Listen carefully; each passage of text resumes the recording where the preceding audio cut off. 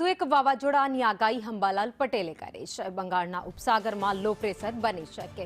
ઉપસાગરમાં આજથી હલચલ જોવા મળશે। બંગાળના ઉપસાગરમાં સુપર સાયક્લોન બની શકે તેવી શક્યતાઓ વ્યક્ત કરી છે। 19 નવેમ્બર બાદ અરબી સમુદ્રમાં લો પ્રેશર બની શકે તો ગુજરાતમાં વાદળો આવતા તાપમાન પણ વધી શકે તો ચક્રવાત ભીષણ બનવાની શક્યતાઓ વ્યક્ત કરાઈ છે। નવેમ્બરના અંતમાં માવઠું પડી શકે, ડિસેમ્બરની શરૂઆતમાં માવઠું થઈ શકે।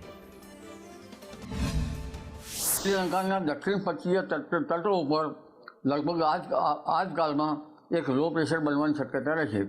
અરબ સાગરમાં પણ 19મી તારીખ આસપાસ નવેમ્બરમાં એક લો પ્રેશર બનવાની શક્યતા રહે છે અને આ લો પ્રેશરની અસરો લગભગ બંગાળના ઉપસાગરમાં આવતા અને થાઇલેન્ડમાં જે સિસ્ટમ બનતી હોય છે તેના અવશેષો પણ બંગાળના ઉપસાગરમાં આવવાની શક્યતા રહેતા બંગાળના ઉપસાગરમાં લગભગ આ માસના અંત ભાગમાં અને ડિસેમ્બરની શરૂઆત સુધીમાં એક ચક્રવાત બનવાની શક્યતા રહેશે।